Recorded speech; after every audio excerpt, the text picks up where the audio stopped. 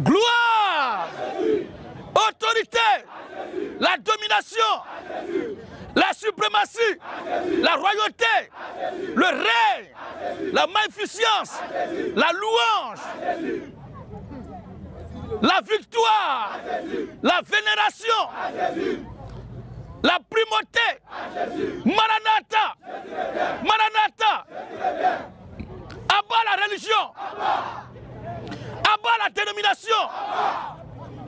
Abat la branamis. La branamo messagis. Abat la tonneris.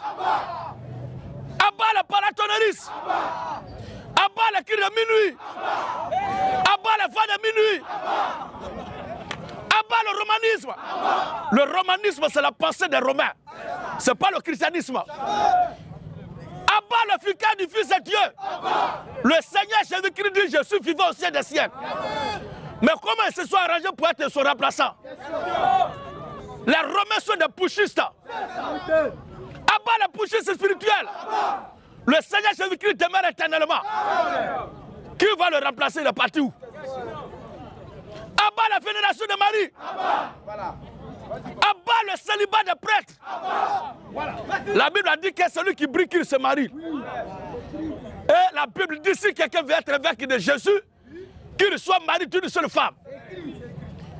On n'a pas besoin de bac pour comprendre ça. Lisons le passage même avant de continuer. Salut, papa. 1 Timothée 3 premier. 1 Timothée 3, le verset 1 dit quoi? Cette parole est certaine. Cette parole est certaine. Si quelqu'un aspire à la charge d'évêque, c'est une bonne œuvre qu'il désire. Il faut donc que c'est un impératif. C'est une obligation, ce n'est pas un débat. C'est-à-dire dans l'église de Jésus-Christ. C'est-à-dire dans l'église du Seigneur Jésus-Christ. Et non pas dans la communauté de Satan. Mais dans l'église du Seigneur Jésus-Christ.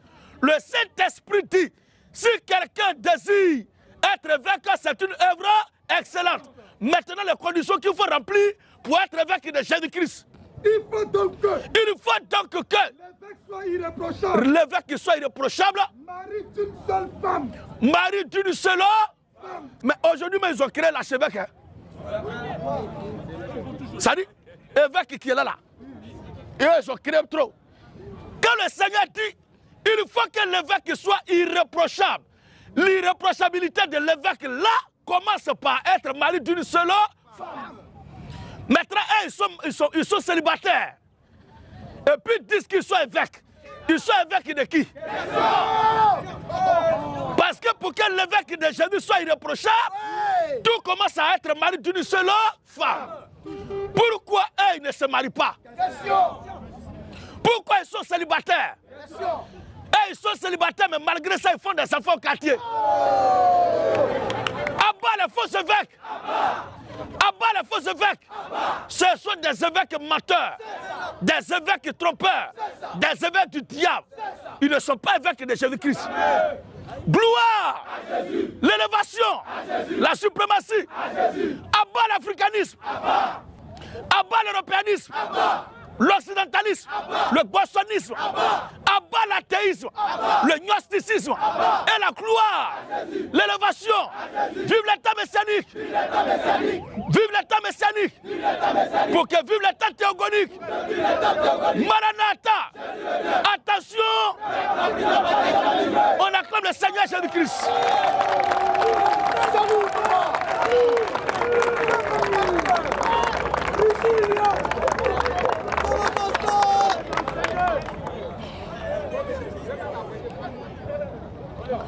Tous ceux qui ont été baptisés au nom du Père, du Fils et du Saint-Esprit, vous êtes des païens. Vous ne pouvez pas être sauvés. C'est un baptême qui vous conduit tout droit en enfer. Dieu est Père parce qu'il est le créateur de toutes choses. Dieu est Fils parce qu'il s'est fait homme. Il s'est rendu semblable aux humains. Et il est Saint-Esprit. Mais son nom c'est Jésus-Christ. Alors toi qui es là, qui as été baptisé au nom du Père, du Fils et du Saint-Esprit, toi qui as été baptisé ici, et celui qui t'a baptisé, vous mourrez là. Vous allez manger avec Caïn, avec Ismaël, avec Goliath, avec Hitler, en enfer.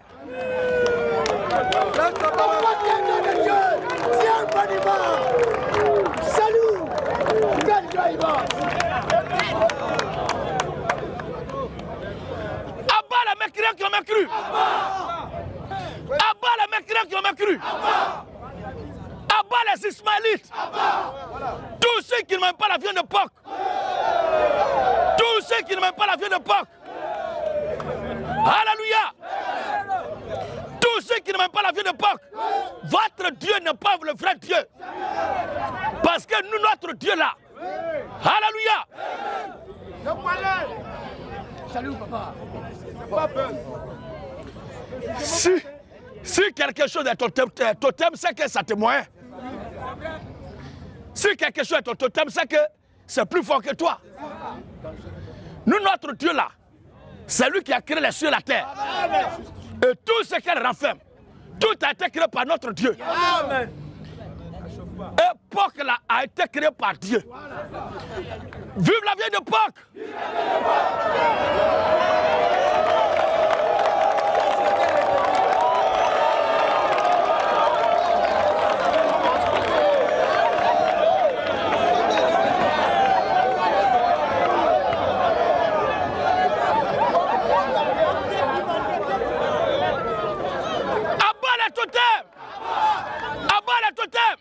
Le totémisme, la totémisation.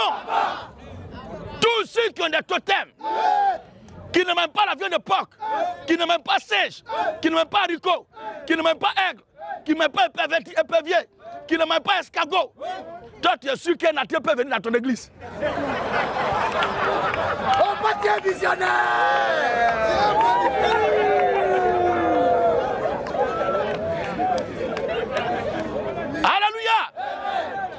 Toi, tu ne m'aimes pas que lui. Est-ce que tu es sûr que nous, les ouais, on va venir prier chez toi?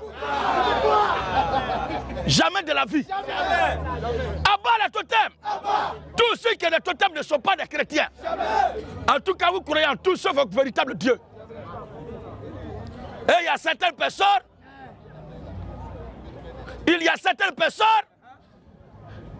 qui jusqu'à cette heure ne savent pas que le mariage n'a rien à voir avec ce qui se fait à la mairie. Pour le mariage, c'est ce qui se passe à la mairie. Que Dieu ait pitié de vous. Le mariage, c'est l'acte entre l'homme et la femme sur base de consentement par amour qu'il pose l'acte sexuel. Maintenant, cette action-là doit être officialisée. C'est ce qu'on appelle la célébration du mariage. La cérémonie du mariage. C'est parce que le mariage existe déjà qu'on doit le célébrer. C'est quand quelqu'un naît qu'on célèbre son anniversaire. C'est quand un homme a le bac qu'on célèbre son succès. On célèbre sa réussite. C'est quand quelqu'un a de la promotion qu'on célèbre sa promotion.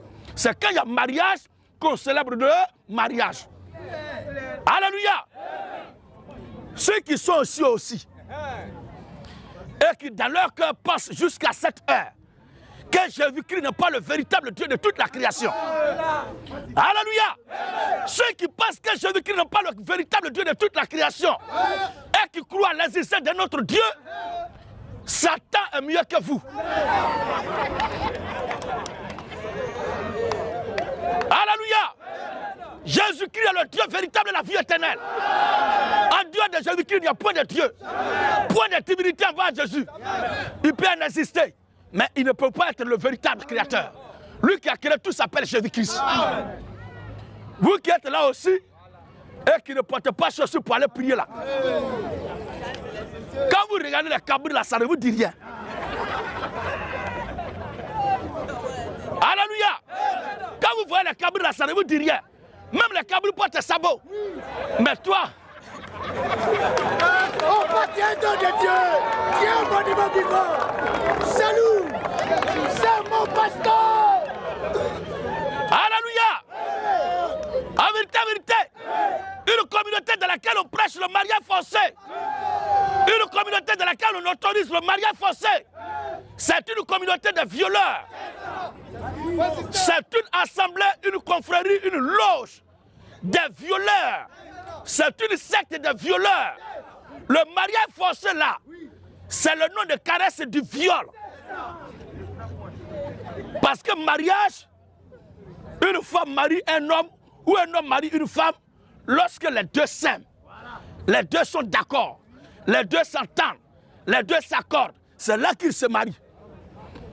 Mais on prend une fille de 6 ans, une fille de 7 ans, on l'arrache à ses parents et on la met en bas d'un vieux de 45 ans, 50 ans, 60 ans. Et on appelle ça mariage forcé. C'est du viol, c'est de la criminalité, c'est de la pédophilie. Abat la pédophilie, abat le viol, abat les violeurs. Alors vous qui êtes dans ces communautés-là, venez me dire pourquoi vous autorisez le mariage forcé. Mariage forcé. Or, mariage c'est quelque chose qui est fait par liberté de façon indépendante. Mais vous appelez ça forcé. Pourquoi mariage forcé? Pourquoi vous ne prenez pas les jeunes gens, les garçons, les petits garçons de 5 ans, 6 ans là, pour les donner aussi en mariage aux vieilles mères de 60 ans? Abat les pédophiles, abat les violeurs. Alléluia. Tous les baissards, je vous pose la question. Est-ce que ton oncle est monté sur ton père pour que tu naisses? Est-ce que ton grand-père est allé avec son cousin avant que tu ne naisses? Le mariage là, c'est entre l'homme et la femme. On voit des baissards, garçons avec un garçon qui se mettent ensemble, et ces prêtres du diable là disent que personne ne désunit ce que Dieu a uni. Quoi ça? Donc pour toi, c'est Dieu qui a uni garçon avec un garçon. Toi-même, petit bâtard, petit maudit en soutien de prêtre là, en soutien de pasteur ou serviteur de Satan, qui te fait passer pour homme de Dieu là, avec ta tête là. Quand tes parents t'ont mis au monde, ton père est allé avec son cousin avec qui tu ne naisses, ou bien ton grand-père a célébré un certain mariage entre ton père et son petit frère pour que tu naisses. Que personne ne désunit ce que Dieu a uni. Comment Dieu va unir garçon avec un garçon?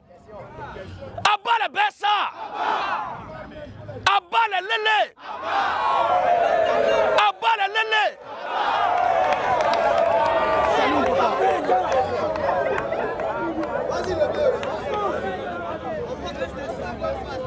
Toutes les lélés sont chargées de malédiction.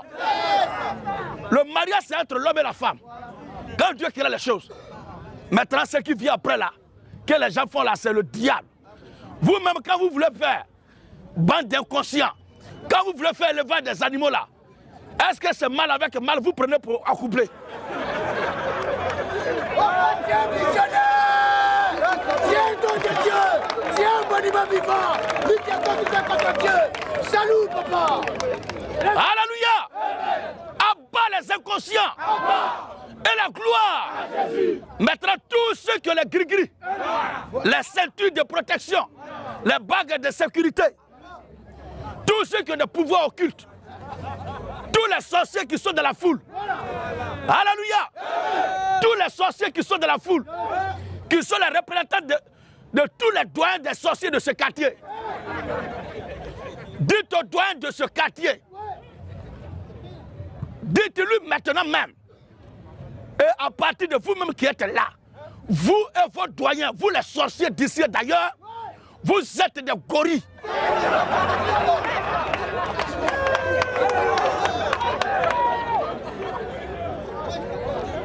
Alléluia! Maintenant, s'il y a un sorcier, il n'a qu'à se manifester. S'il y a une sorcière qui est là aussi, s'il y a une sorcière qui est là, qu'elle se manifeste. Vous connaissez quoi de bon? Si cela est sorti de vos corps pour aller attaquer l'avenir de vos enfants, bande de maudits notoires. Non, nous dans notre village, on ne casse pas graine la nuit. Dans notre village, on ne balaye pas la nuit. C'est écrit où? Quand il y a funérailles, il faut raser ta tête, faire coco taillé. Mon frère, si ta femme allait faire coco taillé dans le funérailles, il faut envoyer ses bagages sur la région là-bas. Femme coco taillée, Tu vas rentrer dans quelle maison? Abat les femmes coco taillées. Et la gloire. Salut, papa. Tiens, monument vivant. Tiens, nom de Dieu.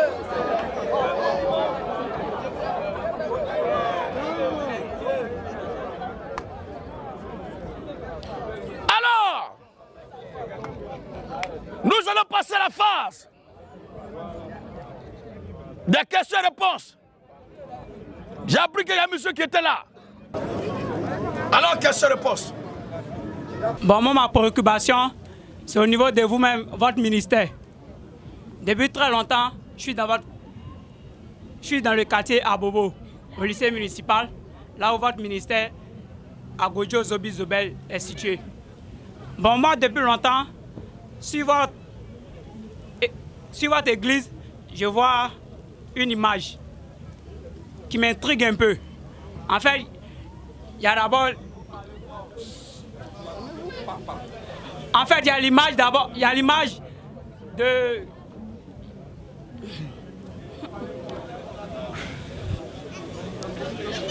Tu vois que mentir là, c'est pas facile. Non, c'est pas mentir. C'est pas mentir. Voilà. Il y a d'abord l'image d'un cheval et il y a la tête de monsieur Agodjo Zobi Zobel qui a une flèche. Sur notre temple. Est-ce que on t'a donné combien pour venir inventer ce mensonge?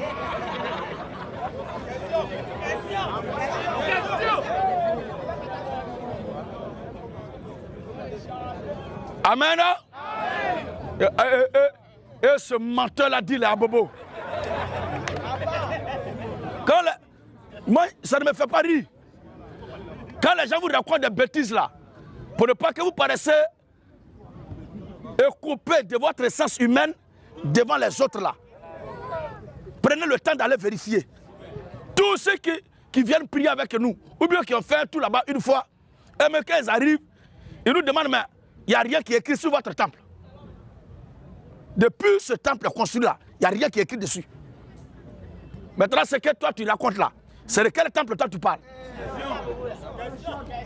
D'ailleurs même, on est vous, alléluia.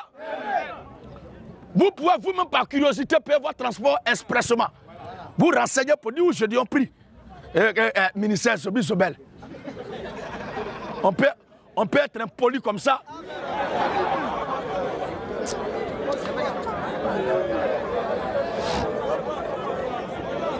Alléluia. S'il vous plaît, écoutez-moi très bien. Écoutez-moi bien. Ce qu'il dit là, c'est lui-même. Tout à l'heure, je pose plainte pour diffamation, bien pour mensonge. Pour dire, avec une autorité, allons. Pour qu'on voit sur le temple s'il y a quelque chose qui est écrit. Même si quelque chose est écrit et qu'on a effacé là. Au moins, il y a les traces qui restent.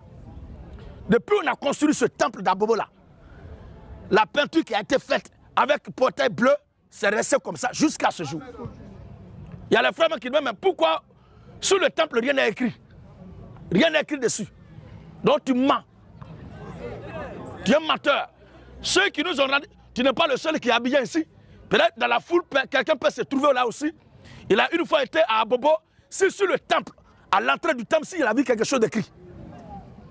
Tu mens. Rien n'est écrit dessus. Ce que les gens t'ont raconté. Et, alléluia. S'il vous plaît, ce que les gens vous racontent et puis vous ne prêtez pas attention pour venir vous intoxiquer vous-même et intoxiquer les autres là. Je vais t'expliquer ça. Il y a un enseignement donné par mon père spirituel à l'époque sur le zodiaque. Et il a démontré la prêcher sur le zodiaque. Et dans le zodiaque, il y a un signe horoscopique qui est le Sagittaire. Et le zodiaque là, c'est Dieu lui-même qui a créé ça. Nous lisons dans Job. Vous parlez des choses que vous ignorez. Et partout où je passe pour prêcher, je l'ai toujours démontré, je l'ai toujours prouvé. Alléluia. Que la première Bible S'il vous plaît, écoutez. L'homme de Dieu a démontré. Il a prêché sur le zodiaque. Et jusqu'à ce jour, moi-même, je prêche la même chose. Que la première Bible que Dieu a créée, c'est le zodiaque. C'est-à-dire d'abord les invisibles, les corps invisibles. Et c'est à partir des visibles que les visibles ont été créés. La nature que nous voyons là est la deuxième Bible, le deuxième langage de Dieu. C'est pourquoi les mages qui ont suivi et qui ont su que Jésus était né, ils n'ont pas lu la Bible, ils n'avaient pas la Torah. Mais c'est dans le zodiaque qu'ils ont lu que le Messie, le grand Dieu des cieux, décolle de son trône céleste pour venir sur la terre. Et c'est comme ça qu'ils ont suivi cette étoile. Ce n'est pas un passage de la Bible, ils ont suivi. Alléluia. Ils ont suivi cette étoile jusqu'à aller où Jésus était né. Pour lui présenter des sacrifices, l'adorer et retourner. C'est le langage de Dieu. C'est la première Bible de Dieu. Et la nature elle-même maintenant. Le Seigneur Jésus-Christ prenait toujours les choses naturelles pour expliquer les choses spirituelles. Le deuxième langage de Dieu, c'est la nature. Maintenant, la dernière Bible de Dieu, le dernier langage de Dieu, c'est-à-dire ce qu'il a fait dans le zodiaque. Il a envoyé dans la nature. Et il a maintenant laissé pour servir de témoignage aux humains sur la terre. C'est l'écriture que nous avons actuellement. Amen. Et c'est comme ça, le vieux a mis au mur pour que nous voyions de façon pragmatique le zodiaque, c'est-à-dire l'un de ces 6 zodiacaux-là, qui est le Sagittaire. Ça existe dans le zodiaque. C'est ça, les gens t'ont torpillé dans ton esprit pour te mentir et tu es venu raconter comme ça que si votre temple c'est écrit, il y a en bas cheval, en haut l'homme. Mais dans le zodiaque, ça existe. Lisons le passage. Jean 38, oui. Le verset 32 à 33. Et chaque homme que vous êtes là, si vous ne le voulez pas, que vous ne le voulez pas, chacun de vous évolue sur un signe. Toujours. Chacun de vous évolue sous un signe zodiaque. Alléluia. Chacun de vous évolue sous un signe zodiaque. Il y a les gens qui sont scorpions, certains sont, comment on appelle cela, lions, d'autres sont vierges, d'autres sont poissons, il y a capricorne, il y a en tout cas balance, il y a verseau, il y a plein. Ceci il existe. Et la Bible en a parlé. Lisons d'abord le texte. Jean 38. Ceux qui sont venus te raconter ces bobards, ces embrouillés-là, ils disent que tous les signes du zodiaque sont justes, sauf pour le Sagittaire. Pourquoi? Parce que, comme ils sont contre Zobel Agodio, donc tout ce qu'il fait les diables, des maudits notoires. S'il y a quelqu'un qui veut faire débat sur le zodiaque, je suis là. Je ne reculerai même pas. Oui. Jean 38. Jean 38. Le verset 31 à 33. Écoutez bien. Nous, tu les liens des Pléiades. Est-ce que toi, un humain, c'est toi qui nous le lien des Pléiades? Où détaches-tu le cordat de l'Orion? Cordat de l'Orion, c'est quoi? On t'a expliqué ça? Les Pléiades, là, c'est quoi? On t'a expliqué ça? Non. Mais il fallait chercher tout ça d'abord. C'est ça. Oui, frère. Fais-tu paraître? Fais-tu paraître? En leur temps. Alléluia. Fais-tu paraître en leur temps? Les signes du zodiaque. Les signes du zodiaque. Est-ce que c'est toi qui fais paraître en leur temps les signes du zodiaque? Du zodiaque. Et qui les fait paraître? C'est lui qui les a créés, qui les fait paraître. Conduis-tu la grande ours? Maintenant, on parle de grand ours. Avec ses petits. Avec ses petits et Vladimir Poutine. Yes. Lui se réclame de ours. Yes. L'ours polaire, l'ours blanc. Est-ce que lui-même il sait de quoi il s'agit? Assurément, c'est un lecteur biblique et il a lu aussi. C'est ça. Que c'est aussi un signe, l'emblème aussi de domination. Et c'est Dieu qui a fait toutes ces choses. C'est ça. Oui, frère. Connais-tu les lois du ciel?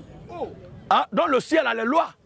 Règles-tu son pouvoir? Le ciel aussi a des pouvoirs. Sur la terre? Sur la terre? Question. Ce sont les questions qui sont posées. C'est comme les gens qui disent que le signe de poisson, ça veut dire PD. Alléluia.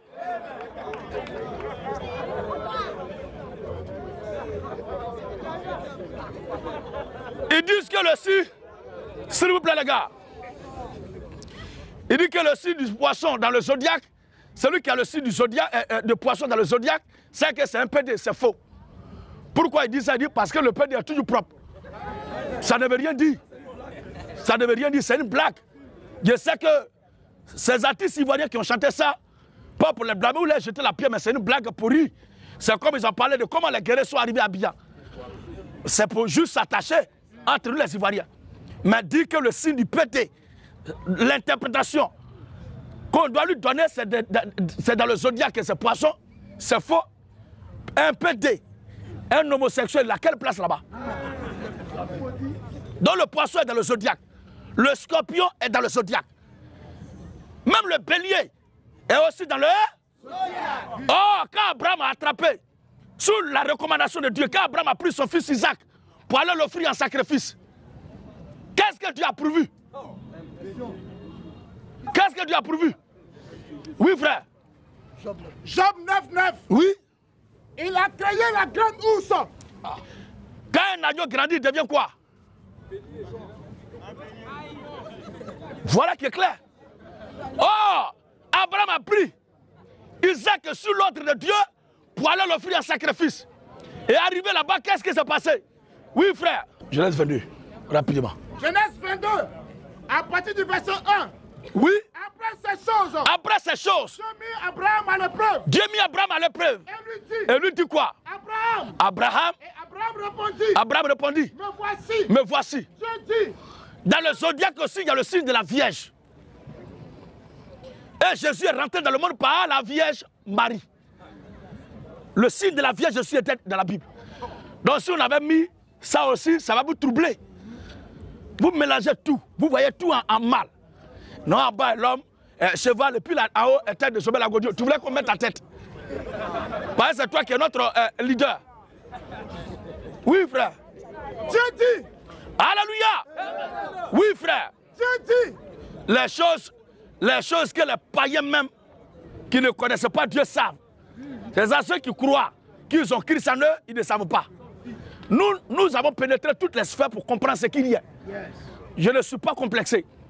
Le zodiaque est biblique. Personne ne peut arracher ça de ma tête. Et tous les signes zodiacaux sont valables. Eux ont leur droit d'être là. Et c'est dans ces signes-là se trouve le Sagittaire. Et la Bible dit que Jésus est le lion de la tribu de Juda. Or, le lion aussi est dans le zodiaque. Quand la Bible dit cela, ça ne le trouve pas. Mais ce n'est pas écrit quelque part. Le signe du zodiaque, 2 points. Vierge, Poisson, Lion, Capricorne, Scorpion, rien n'est écrit. Hein. Mais quand même, ils acceptent que Jésus est le lion de la tribu de Juda. Oh, c'est un signe du zodiaque. C'est-à-dire qu'ils acceptent un signe et ils ne sont pas d'accord avec tous les autres signes. C'est être méchant. C'est être très méchant. Et chacun, la Bible dit chacun de nous est une étoile. Or, les astres là, le zodiaque, c'est la constellation des astres qui décrivent les corps célestes. Plus ça s'approche, toi tu vois que c'est étoile. Mais plus tu t'approches de ça, ça te décrit l'aspect d'un corps, d'un être. Et ces choses-là sont apparues à plusieurs reprises dans l'histoire de l'humanité. Et ceux qui sont initiés dans ce domaine-là, ils maîtrisent ça bien, ils connaissent bien. Et nous aussi, nous sommes initiés par Christ dans ce domaine et nous savons très bien de quoi il est question. Alléluia. Ce sont des choses qui existent. Quand l'homme meurt, on l'enterre, tout le monde pleure. On dit les morts l'ont enterré, mais on dit les sorciers l'ont bouffé. Tu n'as jamais entendu ça? Tu n'as jamais entendu ça? Les sorciers ont bouffé quoi? On le voit, on l'enterre, mais les sorciers l'ont bouffé. Ils ont bouffé quoi? C'est une réalité biblique qu'ils ont photocopiée comme ça. Quand le peuple devait quitter l'Égypte pour aller à Canaan, Dieu a demandé que chacun prenne un animal, un agneau pour le sacrifier. En le tuant, le mangeant, c'était un rapport avec la Pâque qui devait célébrer l'indépendance. Or, quand on parle de l'indépendance d'un peuple, c'est que le dominateur, le colonisateur, l'assujettisseur est vaincu et détruit. Son règne prend fin. Et le Seigneur Jésus-Christ entre dans le monde pour dire qu'il est venu vaincre le péché. Mais comment le péché doit être vaincu? Par la manifestation de l'œuvre de la rédemption du Seigneur Jésus-Christ. Il faut que lui, son sang coule et sa chair soit donnée en nourriture. Son sang soit donné en nourriture. Et qu'est-ce que Jésus dit? Celui qui ne m'aime pas ma chair, qui ne boit pas mon sang, il ne peut pas hériter la vie. Et ensuite, il récupère le pain il fait des incantations. Oui, oui. Dessus, il dit, tenez ceci, mangez. Alléluia. Pour le cas de Judas, il ne lui a pas donné directement, il a plongé dans le vin pour lui donner. Et Judas a mélangé tout est confus dans son esprit. Et Satan est rentré en lui. Vous allez nous dire quoi? Vous connaissez quoi?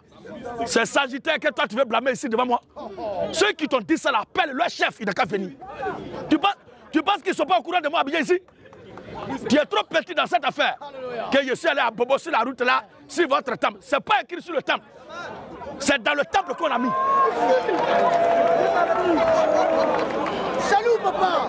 Salut. Alléluia.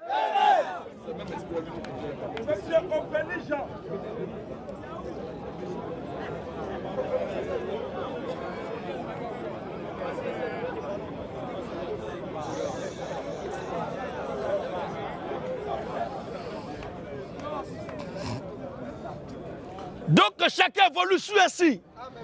Et lui, il évolue sur le signe du Sagittaire. Et son temps est arrivé de partir, il est parti avec son signe. Le Sagittaire est rentré. Dans la gloire, on passe à autre chose. On n'a pas enlevé parce que c'est Satan, bien c'est dire non. Mais parce que le Sagittaire a fini son œuvre, il a fini de travailler, il est parti. Le seul qui reste et qui demeure, c'est le lion de la tribu de Judas. Mais quand il envoie quelqu'un, il le fait évoluer sous un signe. Et on raconte des bêtises.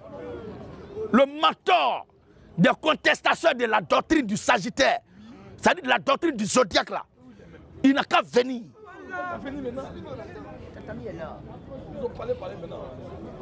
Alors terminons le test. Dieu dit à Abraham. Dieu dit à Abraham. Prends ton fils. Prends ton fils. Ton unique. Ton unique. Celui que tu aimes. Celui que tu aimes. Isaac. Isaac. Va-t'en. Va-t'en. Au pays de Morija. Au pays de Morija. Et là, offre-le en holocauste. Offre-le en holocauste. C'est une montagne que je te dirai. Va à l'essentiel maintenant. Abraham prit le bois. Abraham prit le bois. Pour l'holocauste. Pour l'holocauste. Il chargea sur son fils. Il le chargea sur son fils. Et porta dans la main le feu et le couteau. Oui. Isaac son fils. Isaac et son fils. Lui dit mon père. Mon père. Abraham répondit, me voici. Oui. Isaac reprit. Il dit quoi? Voici le feu. Papa, voici le feu. Et le bois. Et le bois. Mais où est l'agneau pour l'holocauste? Où est l'animal de l'holocauste?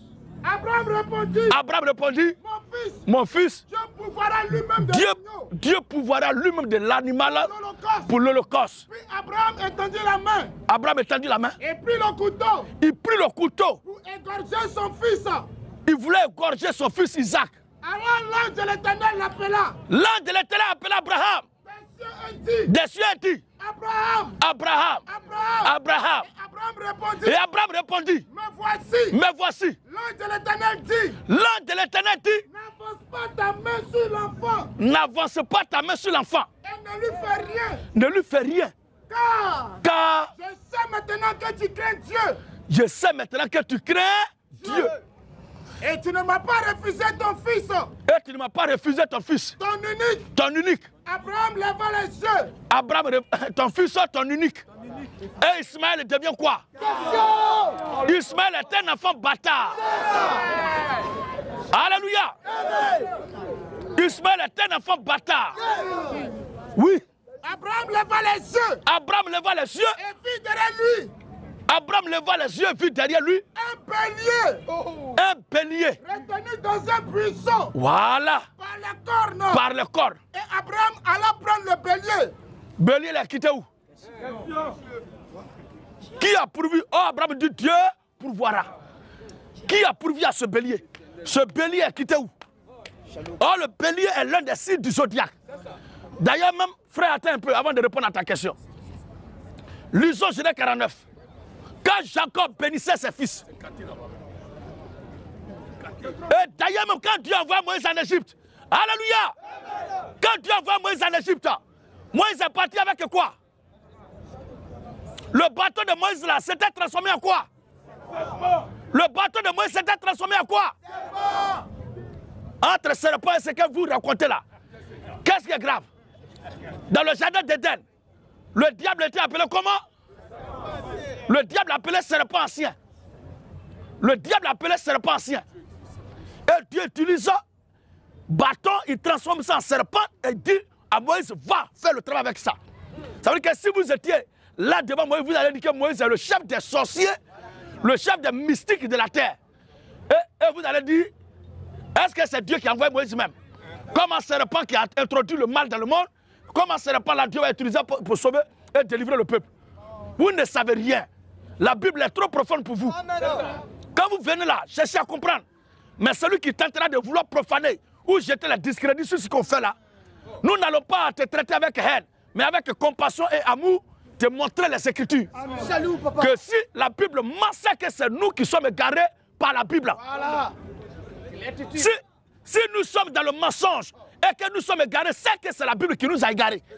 Mais si la Bible est la vérité, comme elle est la vérité, alléluia, jamais nous ne serons égarés, nous ne sommes pas des égarés. Nous sommes des véritocrates, des fils de la vérité. Alléluia.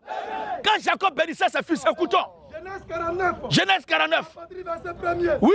Jacob appela sa fils et dit. Ces maçons, c'est pas sur le temple.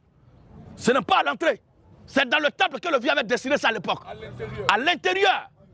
Qu'il a mis le Sagittaire. Et au soir de sa vie, il a enlevé ça. Parce que le temps arrivait pour lui qui évoluait sous ces signes-là de disparaître. Salut, papa.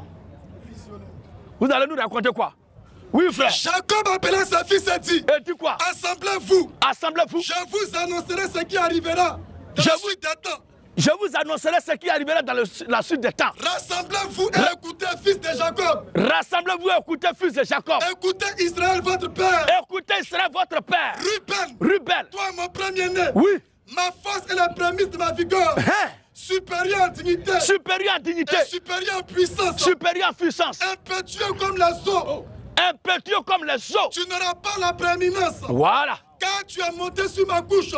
Sur la couche de ton père. Sur la couche de ton père. Tu as suivi ma couche en y montant. Premier point. Siméon et Lévi. Siméon et Lévi. Son frère. Son frère. Les glaives. Les glaives. Sont des instruments de violence. Les glaives sont des instruments de violence. Que mon âme n'entre point dans la conciliabule. Voilà. Et que mon esprit ne s'unisse point. Et que mon esprit ne s'unisse point. À leur assemblée. Et là, maudite soit leur colère. Maudite soit leur colère. Car elle est violente. Oui. Et leur fureur. Et leur fureur. Car elle est cruelle. Elle est cruelle. Je la séparerai de Jacob. Je la séparerai de Jacob. Et de Judas. Et de Judas. Et tu recevras les hommages de tes frères. Tu recevras les hommages de tes frères. Judas. Judas est un jeune lion. Attention. Judas est un, il n'a pas dit comme, hein, mais il est un jeune lion. Tu reviens du carnage. Ça dit quand Dieu regarde au plan spirituel Judas là, quand on le voit, son côté spirituel là, c'est un lion. C'est un lionceau. Oui, frère. Judas est un jeune lion. Judas est un jeune lion. Tu reviens du carnage, mon fils. Tu reviens du carnage, mon fils. Il ploie les genoux. Voilà. Il se couche. Il se couche. Comme un lion. Comme un lion. Comme une lionne. Comme une lionne. Qui le fera lever. Attention. Le spectre. Le spectre. Ne s'éloignera point de Judas. Le spectre ne s'éloignera pas de Judas. Ni le bâton souverain d'entre ses pieds. Ça veut dire que si moi je marche avec Cannes, chaque fois pour venir, vous allez dire que il y a quoi dans le bâton là? Mais voici ça. Oui, frère. Jusqu'à ce que vienne le Shiloh. Vienne le Shiloh. Issachar est un âne robuste. Issachar est un âne robuste. Il n'est pas un âne sauvage. Qui se couche dans les étables. C'est un âne robuste. Oh, ce sont des hommes. Dan sera un serpent sur le chemin. Dan sera un quoi? Un serpent sur le chemin. Bon, ça là, on va dire quoi? C'est à quoi les Sagittaires? Vous êtes troublés? Vous n'avez rien vu encore. Ceux qui ont fait ce bruit, là, ils savent très bien quand je sors. De toute façon, tu es venu là, dis-leur, venez aussi, mettez vos noms et rentrez. Ils vont sentir la chose, ça dit de façon douce, mais de façon amère et très lente. Je vais la maintenir longtemps. Nephtali est une biche en liberté. C'est bon, frère. Alors, question. Le zodiaque est public. Amen. Et tous les signes du zodiaque sont à considérer. Amen. Bonsoir papa. Oui, bonsoir frère.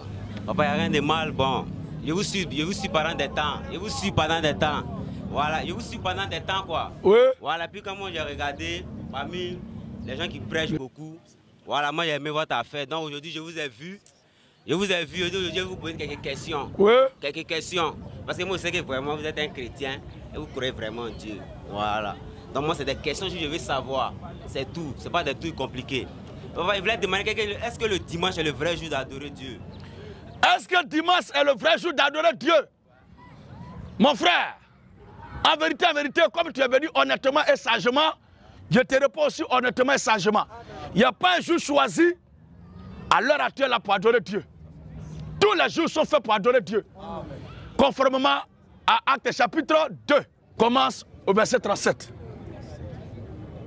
Acte 2, 37.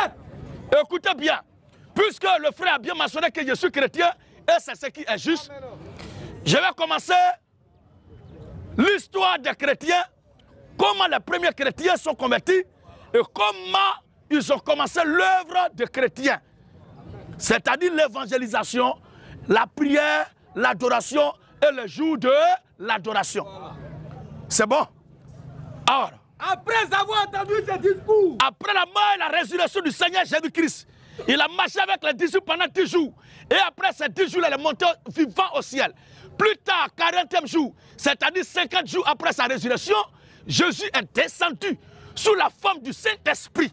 Il a rempli leurs âmes. Il les a habités conformément à la promesse qu'il a faite en disant « Je ne vous laisserai pas orphelins. Je reviendrai, j'habiterai en vous. » Dans le livre de Luc et de Jean chapitre 14, il a bien mentionné toutes ces choses là-bas. Et il est revenu effectivement sous la forme de l'Esprit Saint et il habite nos pères. C'est quoi l'apôtre Paul dit? Si je vis, ce n'est plus moi qui vis, mais c'est le Christ qui vit en moi. C'est Christ qui vit en nous. Alors, quand le Saint-Esprit est descendu, les premiers prédicateurs, nos prédécesseurs, nos aïeux, nos pères ont commencé à prêcher l'évangile. Tel que nous sommes en train de faire là. Et qu'est-ce qui a été la réaction de l'auditoire, la foule, le public qui était là? Après avoir entendu ce discours, après avoir entendu la prédication de Pierre, ils eurent le cœur vivement touché. Après avoir entendu la prédication de Pierre, ils eurent le cœur vivement touché. Et il dit à Pierre et aux autres apôtres, il dit à Pierre et aux autres apôtres, mon frère, que ferons-nous? Qu'est-ce qu'on doit faire maintenant pour être sauvé? Pierre lui a dit, répentez-vous. Abat les adventistes du 7e jour. Abat les adventistes du 7e jour. Oui, frère. Répentez-vous. Répentez-vous. Et que chacun de vous soit baptisé. Soit baptisé. Au nom de Jésus-Christ. Le baptême chrétien authentique biblique, précédé de la véritable parole authentique du Seigneur Dieu Jésus-Christ, est fait au nom du Seigneur Jésus-Christ. Quiconque n'a pas encore reçu son baptême au nom de Jésus-Christ, précédé de la véritable parole de Dieu, tel que vous l'entendez là, tes péchés demeurent, ton péché demeure. Tu meurs, tu ne vas pas voir le ciel. Vas-y, papa. Que chacun de vous soit baptisé. Que chacun de vous soit baptisé. Au nom de Jésus-Christ. Au nom de Jésus-Christ. Pour le pardon de vos péchés. Je commence par là où nos pères ont commencé à prêcher, à évangéliser après la mort et la résurrection du Seigneur Jésus. Pour que tu comprennes bien, frère. C'est plus tard ceux qui sont convertis là qui doivent prier Dieu. C'est ceux qui sont chrétiens là qui doivent prier Dieu. Et quel jour prier, on va en arriver. Mais commençons d'abord par comment ils sont devenus chrétiens. Et plus tard, l'adoration a commencé. Vas-y. Et vous recevrez le don du Saint-Esprit. Le don du Saint-Esprit. Car la promesse est pour vous. Car la promesse est pour vous. Pour vos enfants. Pour vos enfants. Et pour tous ceux. Et pour tous ceux qui sont au loin. Mais bien avant ça, avant même que le Saint-Esprit ne descende, avant qu'il ne commence à prêcher, s'il y avait un jour d'adoration particulier, mais la Bible dit qu'ils étaient enfermés dans la chambre haute, ou bien l'adoration avait cessé. Ils étaient enfermés dans la chambre haute. Et ils ont passé tout le temps dans le jeûne et la prière. Tous ces jours-là. Il n'y a pas un jour spécial pour dire que certains jours ils vont jeûner et prier. Mais ils se sont enfermés pour jeûner et prier. Ils se tenaient là. Prier chaque jour, Dieu. Jeûner chaque jour. À partir du verset 12. Acte 1, le verset 12. Alors les apôtres. Retournez à Jérusalem. De la montagne appelée des Oliviers. Le Seigneur a dit de ne pas sortir de la ville jusqu'à ce que vienne le baptême du Saint-Esprit. Et ils ont accepté. Et ils ont suivi l'ordre du Seigneur, la recommandation de notre maître. Oui, frère. Qui était près de Jérusalem. Oui. à la distance d'un chemin de sabbat. Quand il fut arrivé, il montait dans la chambre haute. Oui. Où il se tenait d'ordinaire. Tous d'un commun accord. Persévéraient dans la prière. Avec les femmes. Persévéraient dans la prière. Il n'y a pas un jour spécifique. Avant le baptême du Saint-Esprit d'abord. Maintenant, quand le Saint-Esprit est descendu, c'est là maintenant. Oui. Quand la promesse est pour vous. Pour vos enfants. Et pour tous ceux. Qui sont au loin. Quand le Saint-Esprit est descendu maintenant, c'est là que Pierre est sorti pour prêcher. Alors, avec les autres, grand nombre. Que le Seigneur notre Dieu. Les appellera. Et par plusieurs autres paroles. Il les conjurait. Et les exhortait disant. Il les persuadait. Il les convainquait. Il leur démontrait. Il leur exposait. Et il leur expliquait en disant. Sauvez-vous. De cette génération perverse. Et c'est la même chose que nous disons à notre génération. Alléluia. Les motifs pour lesquels, les causes pour lesquelles Dieu a détruit l'ancien monde au temps de Noé, aujourd'hui sont multipliés 100 fois infini même. Les motifs pour lesquels Dieu a détruit Sodome et Gomorrhe, ces motifs-là sont multipliés à l'infini aujourd'hui. On ne peut même pas les calculer. Le pourquoi est-ce que Dieu a détruit les Philistins, les Jébusiens, les Sabiens, tous ces peuples barbares. Ces motifs-là sont devenus infiniment multipliés aujourd'hui. Il reste une dernière chose que nous les chrétiens nous attendons pour quitter ce monde. Et nous exhortons tous à se sauver de cette génération perverse. En vous donnant au Seigneur croyant l'évangile tel que nous nous prêchons là, prenez votre baptême au nom du Seigneur Jésus-Christ et le reste viendra. Il n'est pas question de tu veux voyager. Jésus n'est pas venu pour qu'on voyage. Christophe Colomb et Magellan n'étaient pas les adeptes de Jésus, mais ils ont fait le tour du monde. Alléluia. Alors, sauvez-vous de cette génération perverse. Ceux qui acceptaient sa parole. Furent baptisés. Et en ce jour-là. Le nombre des disciples. S'augmenta. D'environ 3000 âmes. Oh, ils étaient 120 au départ. Maintenant, après la prédication de Pierre et qu'il lui a converti, ils étaient environ 3000. Maintenant, si on déduit les 120 dans 3000, il va rester combien? 2880 combien? Personnes qui ont été baptisées le même jour-là. Ils ont pris quel temps? Ils ont pris quel temps pour faire cours de baptême, cure d'âme, catéchumena? Ils ont composé, ils sont admis. Et après leur examen, c'est là qu'ils sont le baptême. À bas les cours de baptême. À bas les cures d'âme. À bas les compositions avant le baptême. C'est de l'arnaque notoire. Maintenant. Ils persévéraient. Et regardez très bien. C'est après l'évangélisation, quand les gens ont cru, ils ont pris leur baptême, que les enseignements sont venus plus tard. Comme le Seigneur l'a dit conformément à sa parole, baptisez-les et enseignez-leur. Et les apôtres ont observé l'ordre du Seigneur. Ils ont baptisé le peuple ce jour-là. Ils persévéraient. Et après le baptême, maintenant la Bible dit ils persévéraient. Dans l'enseignement des apôtres. Dans l'enseignement des apôtres. Dans la communion fraternelle. Dans la communion fraternelle. Dans la fraction du pain. Dans la fraction du pain. Et dans les prières. Et dans les prières.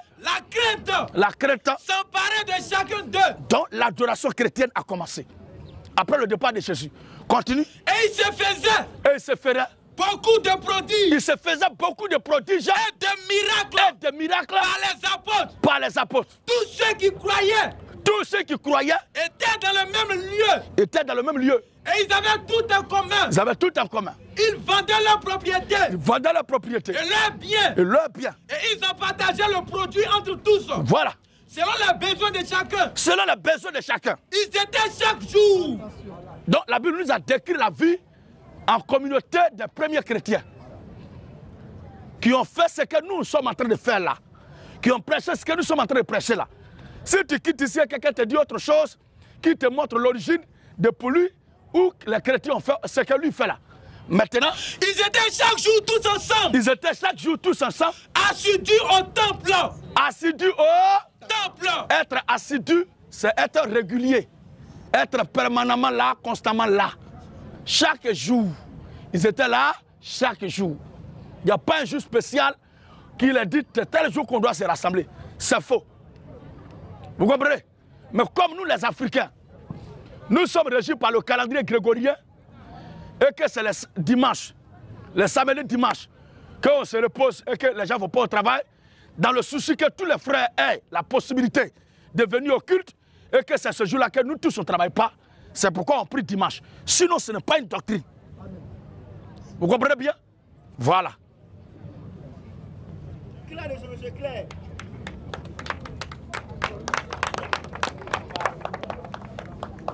Ça, c'est ma question qui est là. Bon, on dit toujours quand je vous écoute, on dit toujours que Jésus, qu'on appelle Jésus, qu'on appelle Dieu. On dit Jésus est Dieu. Mais pourquoi quand Jésus était sur la terre, il disait toujours Père qui est au ciel. Père qui est au ciel. Bon, s'il disait Dieu est sur la terre, avant qu'ils allaient le crucifier, il est parti prier. Écoutez les gars, écoutez-le. On dit qu'on appelle Jésus est Dieu. Enfin, toujours quand il était sur la terre, il prêchait aux gens. Il disait toujours mon Père qui est dans le ciel. Mon Père qui est dans le ciel. Avant qu'ils vont aller le crucifier, il disait toujours que je vais aller prier mon Père. Mon Père toujours disait ça. Mais quel est le Père qui était dans le ciel? Si c'était Dieu qui était sur la terre, qui était assis sur le trône? C'est la partie qu'il ne comprend pas.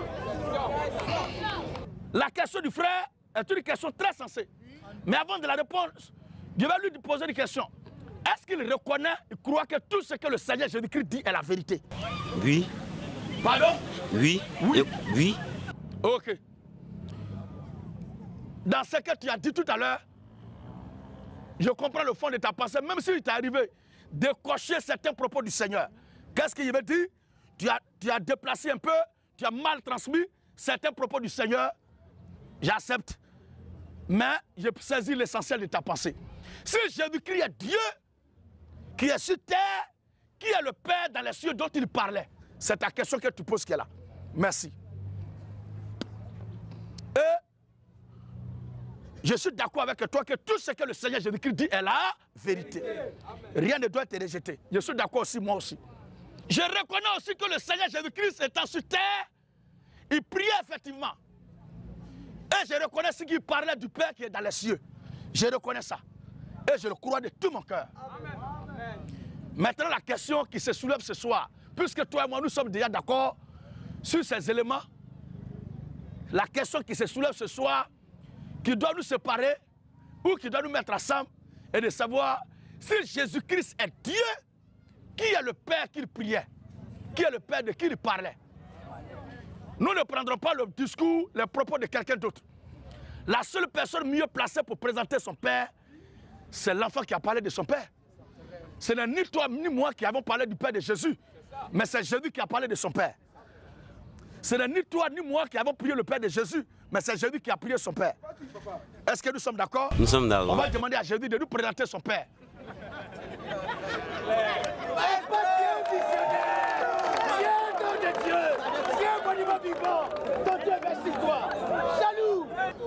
Jean 3,13. Écoutez bien. Jean 3,13. Alléluia. Amen.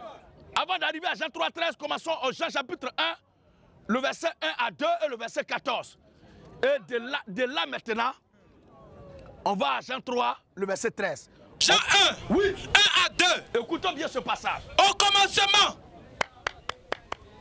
Au commencement. Était la parole. Écoutez bien. Au commencement était la parole. Et la parole. Et la parole. Était avec Dieu. Et la parole était avec Dieu. Et la parole. Et la parole. Était Dieu. On retient quoi comme résumé de ce passage? La parole est Dieu. La parole est Dieu. Ok. Continue. Elle était au commencement. Elle était au commencement avec Dieu. Avec Dieu. Toutes choses ont été faites par elle. Toutes choses ont été faites par là. En d'autres termes, toutes choses ont été faites par Dieu. Oui. Et rien de ce qui a été fait. Et rien de ce qui a été fait n'a été fait sans elle. En d'autres termes, rien de ce qui a été fait n'a été fait sans Dieu. Et nous sommes d'accord, toi et moi, que c'est Dieu qui a créé toutes choses. Et la Bible dit, la parole c'est Dieu lui-même. Amen. Maintenant. Au verset 14. Au verset 14. Et la parole. Et la parole a été faite chair. La parole a été faite chair. Il a discuté avec des gens qui étaient d'accord avec le début. Que la parole de Dieu c'est vrai. Toutes choses ont été créées par la parole, c'est-à-dire c'est Dieu qui a créé toutes choses. Et rien de ce qui existe n'a existé sans la parole, c'est-à-dire rien de ce qui existe n'a existé sans Dieu. Dieu a créé toutes choses. Arrivé maintenant, sur la partie où il a dit, la parole a été faite chair, il ne veut plus qu'on remplace la parole par Dieu. Parce que s'il remplace la parole par Dieu, qui a été faite chair, tu vois maintenant? Et la parole a été faite chair. La parole a été faite chair. Et elle a habité parmi nous. Elle a habité parmi nous. Pleine de grâce. Pleine de grâce. Et de vérité. Et de vérité. Qui est cette parole qui a fait chair, qui habite parmi nous? C'est le Seigneur Jésus-Christ. Oui. Jean 3,13. Donc la parole a été faite chair. Dieu s'est fait chair. Maintenant, si c'est Dieu qui a créé toutes choses au commencement, qui est la parole qui s'est faite chair, qui habite parmi nous, pleine de grâce et de vérité, qui est le Père dont on parle cette parole, qui est faite chair? L'Écriture elle-même va répondre. Jean 3,13. Qui était au ciel? Personne. Pour nous les chrétiens, pour nous les enfants de Dieu, pour nous les fils de Dieu, pour nous les adorateurs de Dieu, notre Dieu n'est pas limité. Je reprends encore. Notre Dieu n'est pas limité. Si l'être humain qui est limité dans le temps et l'espace arrive à se dédoubler, tu n'as jamais entendu ça?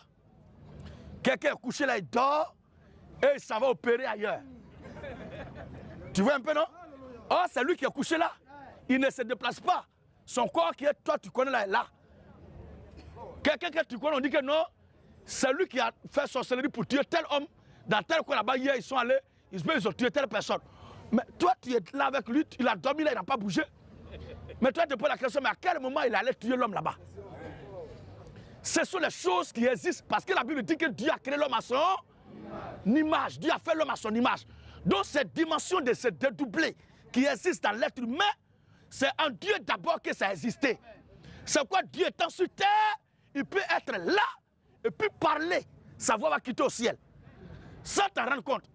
Il faut comprendre ce phénomène-là pour ne pas être troublé. Lisons maintenant, Jésus répond quoi? Personne n'est monté au ciel. Père là, il n'y a pas quelqu'un au ciel. Oui. Si ce n'est celui qui est descendu du ciel. Regardez bien, frère. Les gens disent que Marie, c'est elle qui a mis Jésus au monde. Nous ne contestons pas ça. Nous ne disons pas que c'est faux. Nous disons Amen et c'est la vérité. Mais nous ne croyons pas que l'existence de Jésus commence par le ventre de Marie. Amen. Parce que le ventre de Marie là n'est pas au ciel. Le ventre de Marie là n'est pas au ciel. Parce que le Seigneur dit, personne n'est monté au ciel. Personne n'est monté au ciel. Si ce n'est celui qui est descendu du ciel. Lui, pendant que tout le monde croit, avec les yeux humains, on voit qu'il est sorti du ventre de Marie. Lui, il dit qu'il est quitté au ciel. C'est-à-dire, c'est du ciel qu'il est quitté pour venir s'emballer d'un corps dans le ventre de Marie. Il est quitté au ciel pour venir sur terre, pour la rédemption de son peuple là. Il s'est emballé de chair. C'est quoi la Bible dit, la parole a été faite? Oh, avant de se faire chair, la parole existait déjà. Au commencement était déjà la parole. C'est plus tard que la parole s'est faite chair. Donc celui qui est intelligent là ne peut pas faire. S'il doit faire la pièce d'identité ou l'extrait de naissance de la parole, il ne doit pas prendre là où la parole a commencé à se faire chair. Il ne doit pas prendre là où la parole est devenue chair là, comme la date de naissance de la parole. Mais il doit chercher à savoir quand la parole a commencé à exister. Parce que la parole a existé d'abord au commencement, et plus tard elle est devenue, elle s'est faite chair. Donc se faire chair là n'est pas le début de l'existence de la parole. Se faire chair n'est pas le début de l'existence de Jésus-Christ. Se faire chair n'est pas le début de l'existence du Seigneur Jésus-Christ. Il existait déjà. Et pour venir sur terre pour la rédemption de son peuple, il s'est fait chair. Maintenant l'Écriture dit, personne ne monte au ciel. Si ce n'est celui qui est descendu du ciel. Si ce n'est celui qui est descendu du ciel. Alléluia. Regardez bien. Quand nous parlons comme ça, il y a certains ignares et mécréants qui disent il est question de la prédestination, de la préscience. Faux. Faux. Il n'est pas question de la préscience ou de la prédestination, mais la question de l'existence même de Dieu. Parce que la Bible dit au commencement, Dieu créa les cieux et la terre. Cette parole qui dit que la lumière soit, que la lumière fut, lisons même. Genèse 1:1. Oui. Au commencement. Au commencement, Dieu créa les cieux et la terre. Dieu créa les cieux et la terre. La terre était informe vide. La terre était informe et vide. Et il y avait des ténèbres. Il y avait des ténèbres À la surface de la Bible. à la surface de la Bible. Et l'Esprit de Dieu L'Esprit de Dieu se mouvait au-dessus des eaux. Donc on ne pouvait pas le voir, il était sous la forme spirituelle. Il était sous la forme esprit. Maintenant l'Écriture dit. Et Dieu dit Que Dieu dit. que la lumière soit. Donc on attendait simplement là. On attendait simplement là. Parole, que la lumière soit. Et la lumière fut. Voilà. C'est de cette parole-là.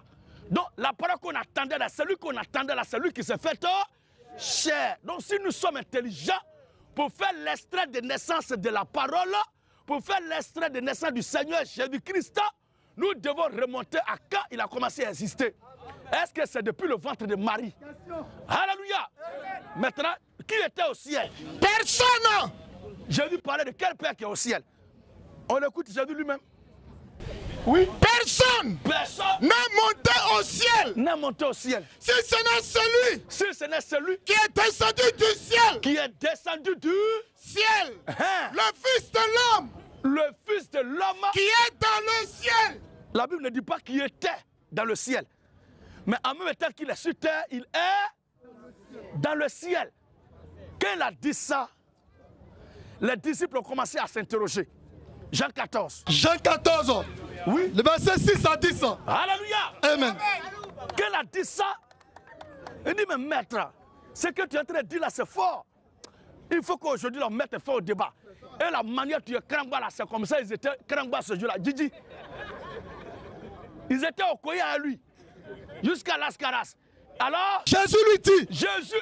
Jésus lui dit, Je suis le chemin. je suis le chemin, La vérité. la vérité. Et la vie. Il dit, je suis le chemin, la vérité et la Vie. oui. Nul ne vient au Père. Voilà ça. Nul ne vient au Père. Frère, tu entends bien? Si tu m'appelles, c'est quel verbe tu vas utiliser? Si tu veux que je sois là où tu es actuellement. Viens. Viens, non? Ouais. Tu vois maintenant? C'est très bien. Tu vas me demander de venir à toi. Voilà. Maintenant, si je suis avec toi et que tu veux que je retrouve mes frères ici, qu'est-ce que tu vas dire? Va. Va. Voilà. Donc en disant va, c'est que je suis avec toi là-bas et tu veux que je me déplace de là où tu es pour rejoindre les autres. Maintenant, si tu dis viens, c'est que tu veux que je quitte là où je suis pour te rejoindre. Mais regarde ce que Jésus dit ici. Et Jésus dit. Or, le verbe aller et venir sont deux verbes diamétralement opposés, de sens, de style, de figure et d'essence.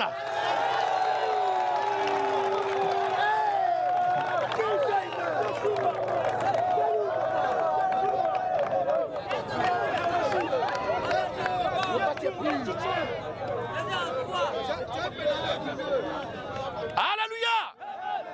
Regardez ce que le Seigneur dit. Je suis le chemin, la vérité et la vie. Oui, Nul ne vient au Père. il dit nul ne vient. Nul ne vient au Père. Oh, comme mes frères et moi, nous sommes ensemble ici. Si je dois être là où tu es, c'est venir que tu dois utiliser. Et que si je suis avec toi maintenant là-bas, je dois les rejoindre ici, c'est aller, tu dois utiliser va. Si Jésus était différent de son Père dont il parle, que lui il est là et que son Père aussi, ou bien ailleurs, Jésus va dire nul ne va ou bien nul ne vient. Tu vois un peu? Jésus ne dit pas nul ne va au Père pour dire que le Père est différent de lui, mais dit nul ne Viens au Père. Père. Que par moi. Or, c'est celui qui appelle un individu qui utilise le verbe venir, qui emploie le verbe venir. C'est quand je t'appelle là que je veux que tu sois où je suis, j'utilise le verbe venir. Je dis viens à moi, viens là où je suis. Mais extraordinairement, si le Père était différent de Jésus, il n'utilise pas le verbe aller, ni ne va au Père, mais extraordinairement, il dit Nul ne vient au Père. Nul ne vient au Père Que par moi. que par moi. Ça dit ce que les gens demandaient à Jésus de montrer là. Si moi je te demande de me montrer ton esprit, est-ce que tu peux? Non. tu as ton esprit en toi. Ouais.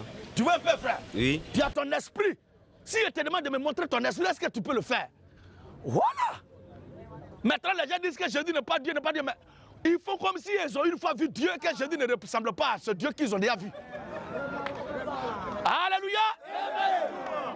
Parce que pour contester que toi, alléluia, pour contester que toi, tu n'es pas Didier Drogba, que nous connaissons Didier Drogba, c'est que tu as déjà vu Didier Drogba. En ce moment-là, si quelqu'un se fait passer pour Didier Drogba, tu vas dire, tu es un imposteur, tu n'es pas Drogba.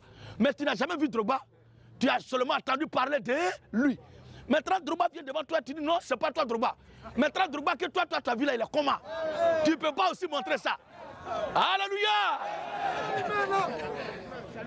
Je ne prends pas cet exemple-là pour parler à mal ou pour blâmer notre star. C'est une légende, c'est juste un exemple. Comme c'est quelqu'un qui est bien connu de tous.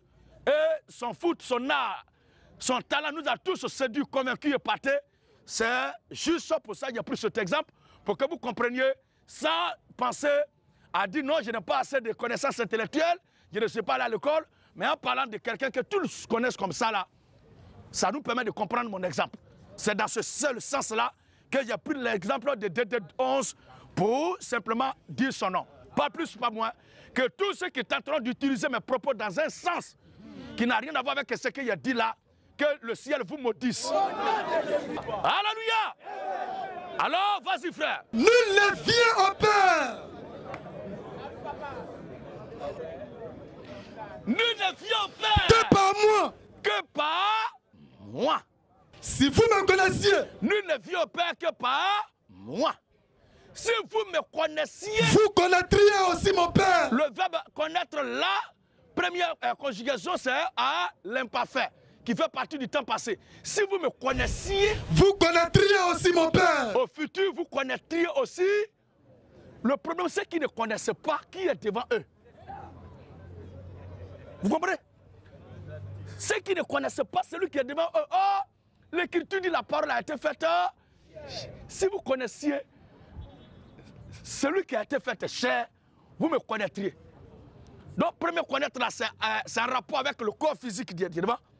Et deuxième connaître est un rapport avec l'esprit qui est dans le corps.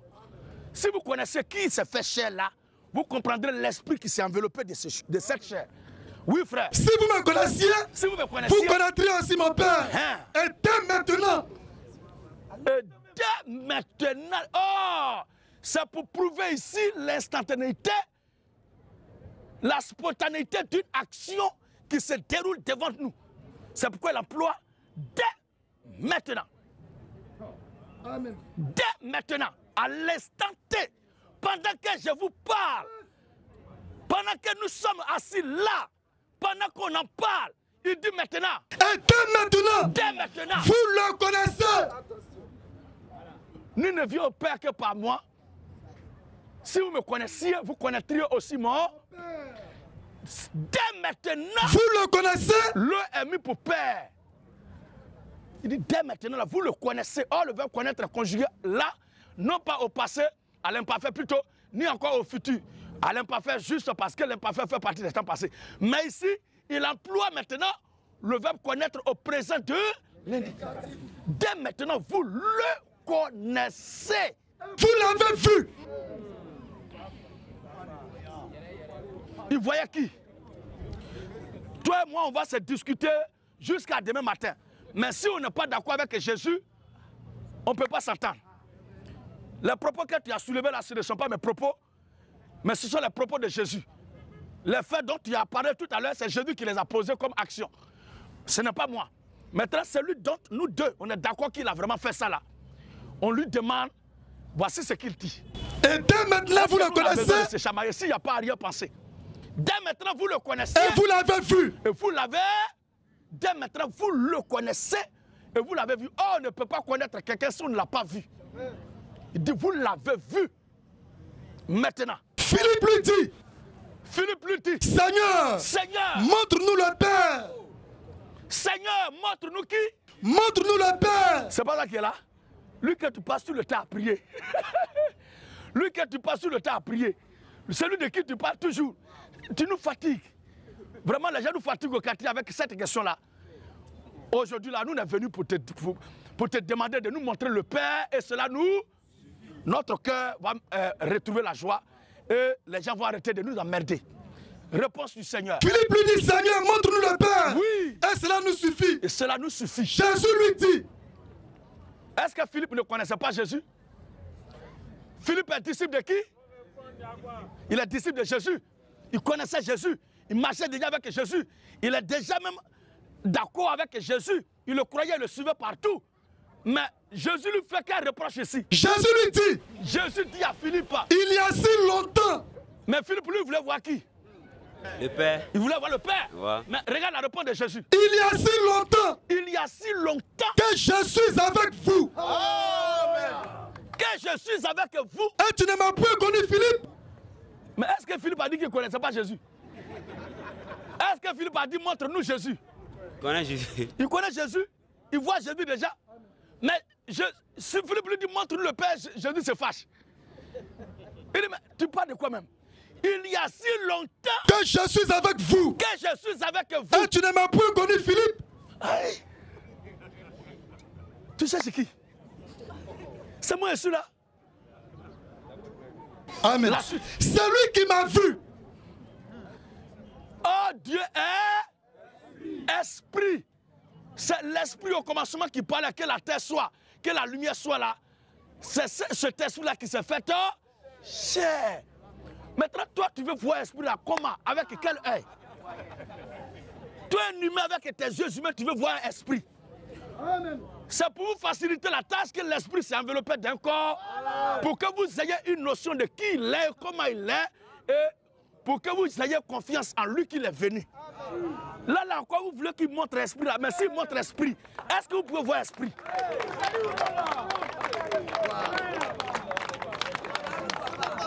Alléluia! La suite encore parle. Celui qui m'a vu. Celui qui m'a vu. A vu le Père. Celui qui m'a vu a vu le Père. Comment tu montres-nous le Père? Comment tu dis montre-nous le Père?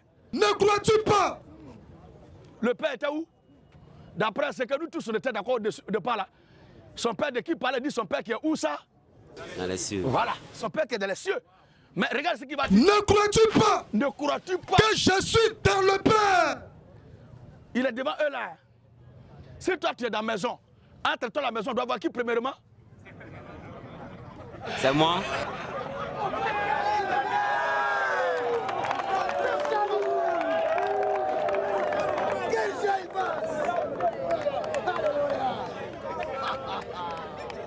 Alléluia. Est-ce que tu suis bien, frère?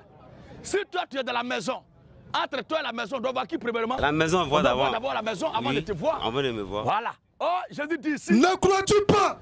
Ne crois-tu pas? Que je suis dans le Père. On regarde, on voit personne. Jésus dit, il est dans le Père. Ça dit, il est dans la maison, mais on ne voit pas de maison, mais c'est lui seul qu'on voit. Comment il doit expliquer que c'est lui? Ne crois-tu pas que je suis dans le Père? Et que le Père. Et que le Père est en moi. Il ne dit plus maintenant au ciel, hein, mais le Père est en moi. En moi. La parole que je vous dis. Qui parle à ce moment-là? C'est Jésus qui parle. Maintenant, écoutez ce qu'il dit. La parole que je vous dis. La parole que je vous dis. Je ne la dis pas de moi-même. C'est pas moi, vous attendez. Hein? Mais le Père qui demeure en moi. Il n'y a pas le Père qui demeure au ciel, mais le Père qui demeure moi. En moi. C'est lui qui fait ses œuvres. Mais le Père qui demeure en moi. Mais le Père qui demeure en moi. Mais le Père qui demeure en moi. C'est lui qui fait les œuvres. C'est lui qui fait les œuvres. Toutes les actions qu'il pose ça et là. Il dit, ce n'est pas lui Jésus. C'est le Père qui demeure en lui. Mais comment il doit parler encore? Comment il doit parler encore? Jésus-Christ est le grand Dieu lui-même dans un corps.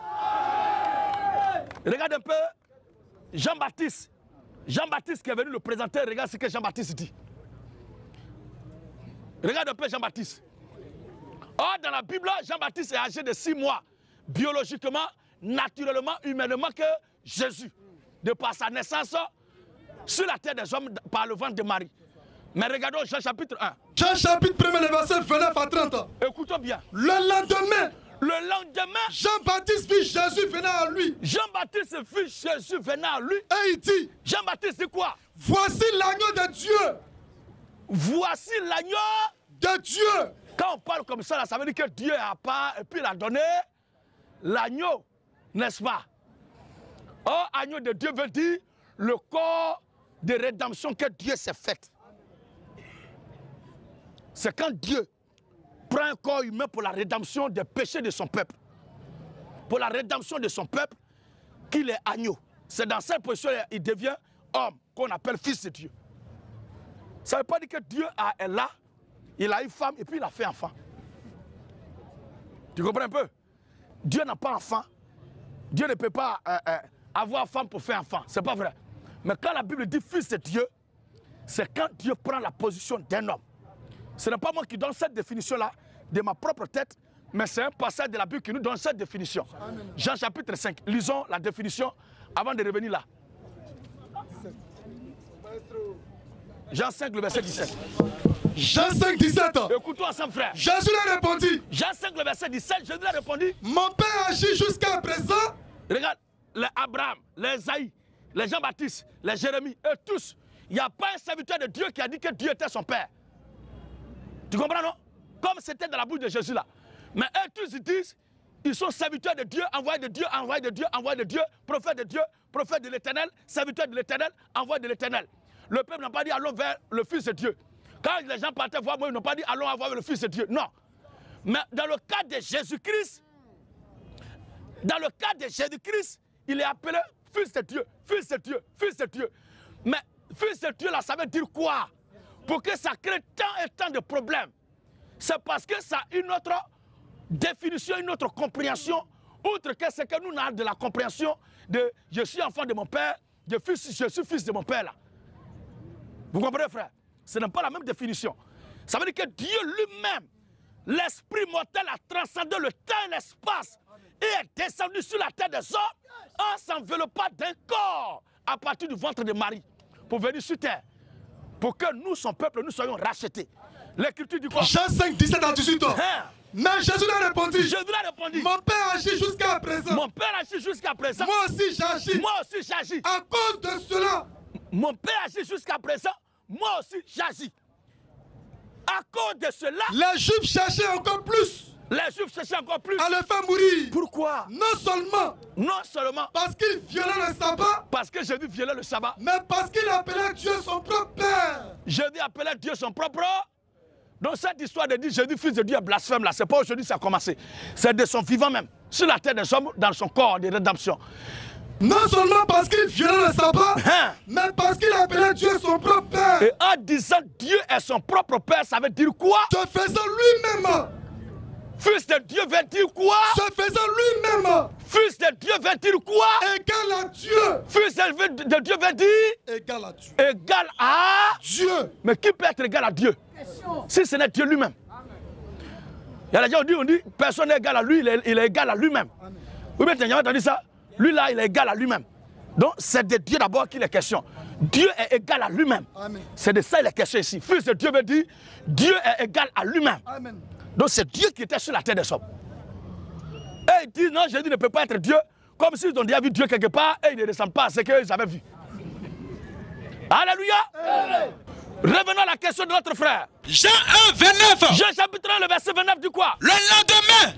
Donc dans Jean 5, verset 17 à 18, il est clairement établi que être fils de Dieu, Jésus disant que Dieu est son propre Père, ça veut dire qu'il se fait égal à Dieu, c'est-à-dire le Dieu lui-même. Alléluia. C'est pourquoi Jean-Baptiste qui est âgé de 6 mois, que Jésus, dans la naissance des hommes, sur la terre des hommes, regardez ce que la Bible dit. Le lendemain, Jean vit Jésus venant à lui. Jean-Baptiste a vu Jésus venir à lui. Et il dit, Jean-Baptiste dit, voici l'agneau de Dieu. Voici l'agneau de Dieu. Il ôte le péché du monde. Le corps rédempteur.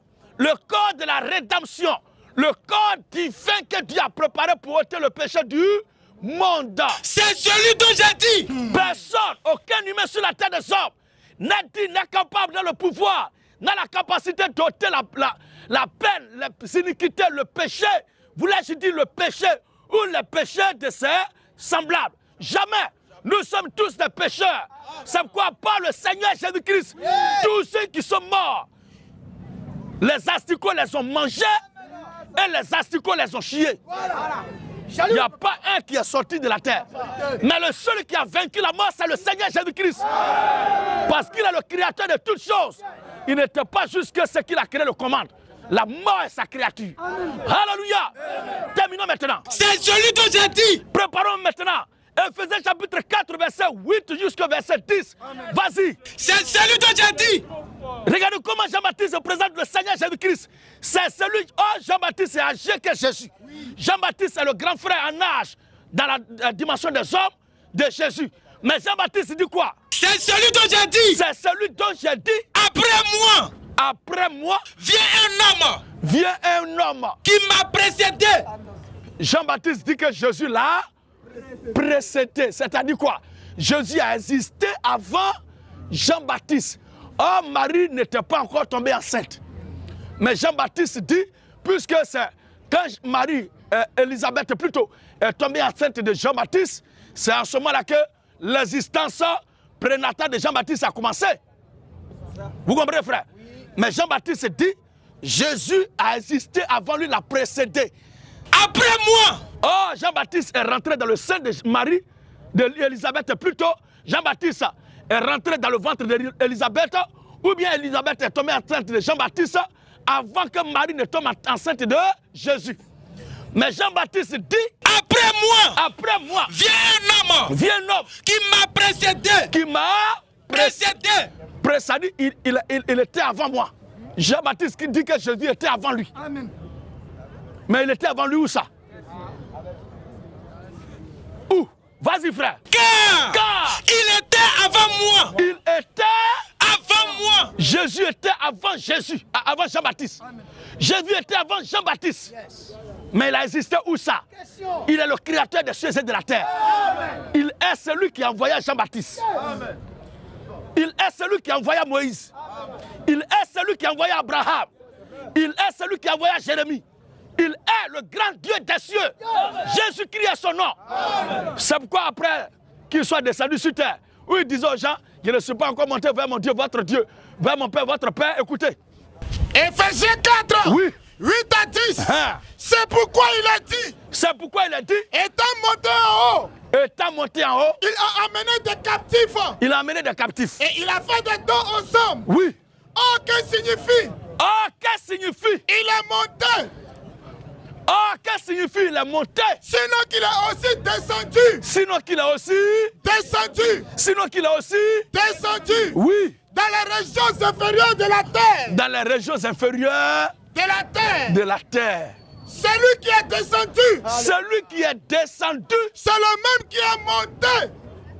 Je ne suis pas encore monté vers mon Père, monté vers mon Dieu. Voici l'explication. Celui qui est descendu. Le même qui est descendu là. C'est le même qui est monté. C'est le même qui est monté. Au-dessus de tous les cieux. Au-dessus de tous les cieux. Au-dessus de tous les cieux. Afin de faire quoi? Afin de remplir toutes choses. Afin de remplir toutes choses. Toutes choses. C'est Jésus-Christ qui est Dieu. Amen. Merci frère. Merci beaucoup. Salut. Oui, bonsoir homme de Dieu. Oui, bonsoir monsieur Marcelin. Nous sommes très contents de vous voir cet après-midi ce soir ici. J'ai deux préoccupations. Tu as deux préoccupations. La première, c'est les 10 commandements de Dieu. Oui. J'entends par moment vous donner des exemples en prenant les 10 commandements. Par moment aussi, vous dites abat les 10 commandements. Je voudrais savoir qu'est-ce qui est bon dans les 10 commandements et qu'est-ce qui est mauvais. Merci frère. Ça c'est la première préoccupation. Pour ne pas créer une constipation ou de l'ombrage. Dans le souvenir, traitons les éléments point par point. Après ça, vous allez passer à l'autre. Dans ce que nous disons, nous voulons que les gens retiennent très bien. Nous n'avons aucun droit de combattre un iota de la parole du Seigneur. Depuis la Genèse jusqu'à l'Apocalypse. Genèse chapitre 1, verset 1 jusqu'à après chapitre 22, le verset 21, nous disons Amen à tout. Amen. Mais il y a des dispensations, il y a des périodes. Vous suivez, frère? Il y a des dispensations, il y a des périodes où pour être agréable à Dieu, pour être sauvé, pour être pris en compte par le programme de salut, il y a des choses qu'il faut observer. Il y a des choses qu'il faut écouter. Je vous prends un exemple. Au temps d'Adam et Ève, qu'est-ce que Dieu avait donné comme prescription? Manger de tous les arbres qui sont au jardin, mais quant à l'arbre qui est au milieu du jardin, vous n'en mangerez point, vous n'y toucherez, car le jour où vous allez manger, vous allez mourir. Voilà, voici ce que Dieu a dit à cette époque. Est-ce qu'aujourd'hui, je peux vous dire ça ici? Si je vous dis ça, l'arbre là est où ça? Le jardin d'Éden est où? Vous comprenez? Donc cette parole était valable là-bas. Mais nous n'avons pas le droit de la combattre sous prétexte que la période est passée. Nous devons la reconnaître comme parole de Dieu en tant que parole de Dieu. Amen. Et nous devons nous appuyer dessus pour servir de leçon, d'inconvénients, de conséquences à tous ceux qui n'ont pas observé, respecté ce que Dieu avait dit à cette époque-là. Tout cela pour dire quoi? Que Dieu ne change pas. Quand il donne sa recommandation, dans une époque bien déterminée, son peuple se doit de respecter cette recommandation. Et toutes ces choses doivent rester là jusqu'à ce que le Seigneur lui-même vienne pour nous dire qu'est-ce qu'on doit faire un autre jour. Pour l'heure, tout est valable. Dans quel sens? Dans le sens que ça nous sert de leçon ou de témoignage. Je prends encore au temps de Noé.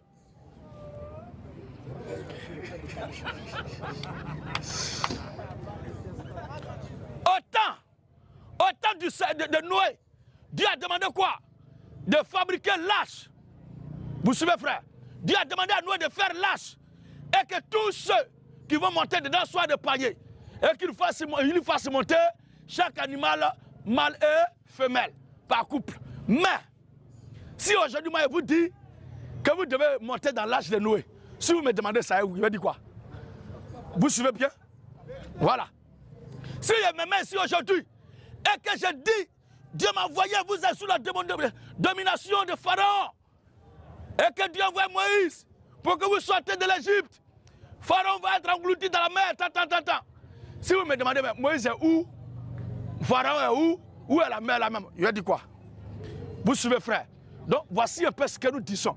Et ce que Moïse a dit était valable pour ses contemporains dans le but qu'il soit agréable à Dieu à cette époque. Maintenant, dans tout ce qui a été donné depuis la Genèse jusqu'à Jésus, je dis bien jusqu'à Jésus, ces choses nous ont été données pour réglementer notre vie sur la terre des hommes. Comment nous devons nous conduire, comment nous devons nous comporter, comment nous devons agir les uns envers les autres, comment, quand il y a problème de la société, comment on doit faire face à ça pour régler ça. Vous comprenez, frère? Mais nous disons à bas les 10 commandements. Dans la mesure où les gens demandent, c'est quand on suit les 10 commandements qu'on va aller au ciel. Vous comprenez, frère? Donc quand quelqu'un dit, celui qui n'observe pas les 10 commandements n'ira pas au ciel, nous disons dans ce cas-là, si c'est dans ce contexte-là que la loi, où les 10 commandements sont encore là, nous disons à bas. Parce que Jésus-Christ ne peut pas être celui qui a donné la loi, va être là et nous demander de croire en lui pour avoir la vie éternelle, et on va nous orienter à la loi qu'il a donnée. Voici pourquoi il a dit ça, frère. Et voici la pensée cachée de ma déclaration. Super.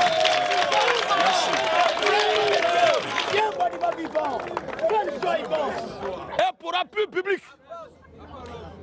public, je vais donner des passages pour que nous comprenions tous ensemble et que nous retenions. Tous où nous sommes aujourd'hui là, nous ne verrons pas un passage du Nouveau Testament qui nous demande la démarche procédurale pour marier une femme. Ce n'est pas écrit dans le Nouveau Testament. Il faut aller voir les parents de la femme, il faut la doter, il faut la fiancer. Ce n'est pas écrit dans le Nouveau Testament. Cependant, nous faisons ça parce que c'est une affaire naturelle. Vous comprenez? Les histoires de dîmes dans les assemblées. On doit payer dîmes, on doit faire comme ça. Dans le Nouveau Testament, aucun apôtre, aucun chrétien, nulle part n'est mentionné qu'on a payé dîmes. Mais nous croyons que Dieu a déjà réglé ça dans l'Ancien Testament. Et que pour la réglementation de la vie, pour être en communion avec Dieu sur la terre là, comment on doit faire pour être agréable à Dieu, tout a été déjà réglé dans la loi. Comment faire pour être béni par Dieu dans ses entreprises, dans ses activités? Tout a été réglementé par la loi.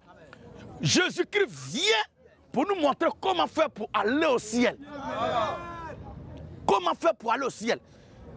Voici la démarche qu'il est venu poser comme problématique. Oui, frère. Matthieu chapitre 5, le verset 17 à 18. Matthieu 5, 17 à 18. Oui. Ne croyez pas. Ne croyez pas que je sois venu pour abolir la loi. Va jusqu'au verset 23 même. Que je sois venu pour abolir la loi. Ou les prophètes. Ou les prophètes. Je suis venu. Je suis venu. Non pour abolir. Non pour abolir. Mais pour accomplir. Mais pour accomplir. Car je vous le dis. Car je vous le dis. En vérité. Oui. Tant que le ciel. Tant que le ciel. Et la terre ne passeront point. Et la terre ne passeront point. Il ne disparaîtra pas. Il ne disparaîtra pas. De la loi. De la loi. Un seul iota. Vous comprenez, frère? Ou un seul trait de lettre. Aujourd'hui, tu ne voleras point là. C'est quelle loi qui a dit ça? C'est la loi de Moïse. Tu ne mentiras point, tu ne voleras point, tu ne tueras point. C'est pas parce que nous sommes sous la grâce qu'on doit se lever, voler, tuer, faire n'importe quoi. Si tu fais ça tout à l'heure, on n'a pas besoin d'un passage public, mais le résultat là, toi-même tu vas voir ça tout de suite. Alléluia. Alors frère, celui donc qui supprimera l'un de ses plus petits commandements et qui enseignera aux hommes afin de même sera appelé le plus petit voilà dans le royaume des cieux.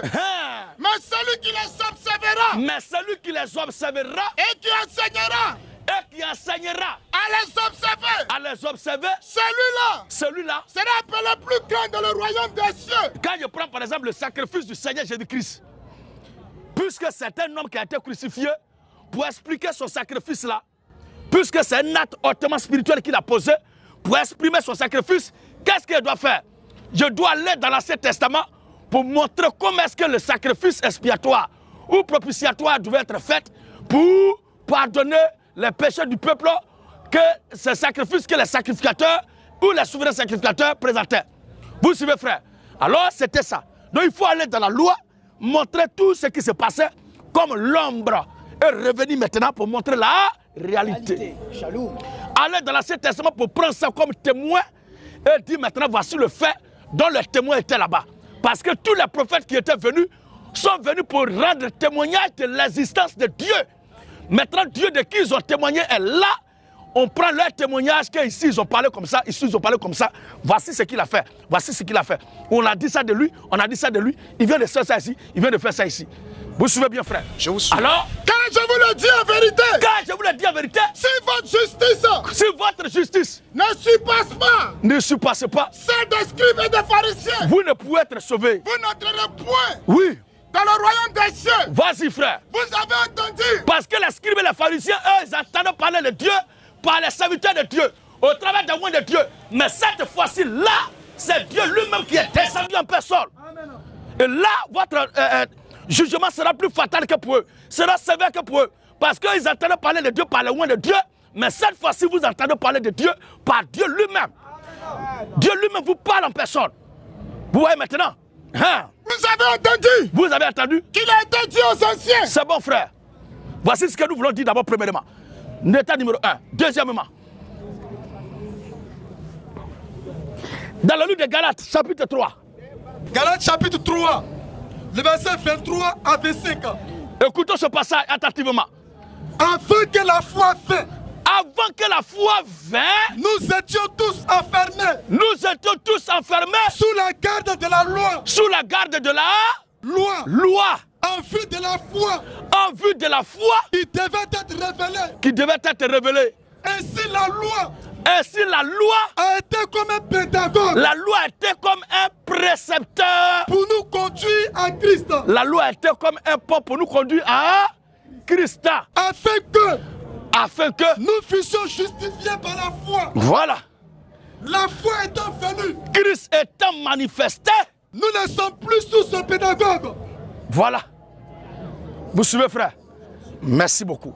Le dernier passage, et on va tirer la référence à cette affaire. Acte 13. Acte 13. 38 à 39. Acte 13, 38 à 39. Sachez donc, hommes frères. Avant acte 13, Lisons Jean chapitre 1, le verset 18 à 19. Jean chapitre 1er. 18 à 19. Le verset 18 à 19. Mais il y a un passage aussi qu'on va prendre pour mettre le dernier kata. Alléluia. Romains. Avant Romains 10. Vous croyez bien dans Romains chapitre 16. Romains 15. À partir du verset 1 à 5. Voilà. Oui. Jean chapitre 1er. Jean chapitre 1er. Le verset 18 à 19. Écoutons ce passage ensemble. Quand la loi a été donnée par Moïse. La loi a été donnée par Moïse. La grâce et la vérité. La grâce et la vérité sont venues par Jésus-Christ. Sont venues par Donc la loi c'est pour réglementer la vie des hommes sur la terre, mais ce qui doit nous conduire maintenant à l'éternité est donné par Jésus-Christ. Donc si les gens mélangent les choses, nous disons à bas parce que les gens mélangent les choses. Au lieu qu'ils disent croyez en Jésus-Christ, vous avez la vie éternelle et respectez la loi de Dieu pour être en communion avec votre Père. Et ils disent non. Celui qui n'observe pas les 10 commandements ne peut pas aller au ciel. C'est quoi nous disons à bas les 10 commandements. C'est la compréhension qu'ils ont là qui nous pousse à dire ça. Sinon, dans le fond, les 10 commandements sont valables dans la mesure où c'est la parole de Dieu et ça nous permet d'être en communion avec non seulement l'entourage, nos semblables, mais aussi avec notre Père éternel. Vous comprenez bien?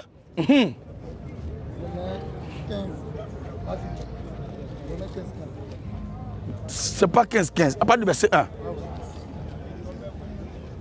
Romains 15 premier. Nous qui sommes forts. Romains chapitre 15 à partir du verset 1 jusqu'au verset 5.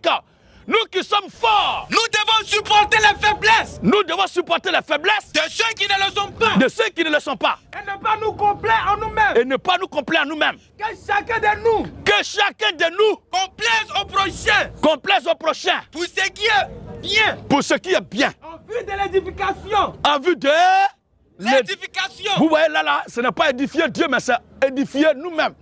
Si je me conduis mal, on ne respecte pas la loi de Dieu. Est-ce que mon frère ne sera pas troublé? Est-ce qu'il ne serait pas un objet de scandale au milieu de mes frères? Alors il faut respecter les commandements de Dieu pour ne pas qu'il y ait des troubles entre nous les chrétiens. Ainsi est-il écrit. Car Christ ne s'est point complu en lui-même. Ne s'est point complu en lui-même. Mais selon ce qu'il est écrit. Selon qu'il est écrit. Les outrages de ceux qui t'insultent. Les outrages de ceux qui t'insultent. Sont tombés sur moi. Sont tombés sur moi. Tout ce qui a été écrit d'avance. Ce que nous venons de dire là, tout ce qui est écrit d'avance dont nous avons parlé tout à l'heure là, était. Tout ce qui est écrit d'avance là était. Pour notre instruction. Pour notre instruction. Pour notre instruction. Voilà. Afin que par la patience. Afin que par la patience. Et par la consolation. Par la consolation. Que nous donne. Oui. Les Écritures. Les Écritures. Nous possédions l'espérance. Nous possédions l'espérance. Que le Dieu.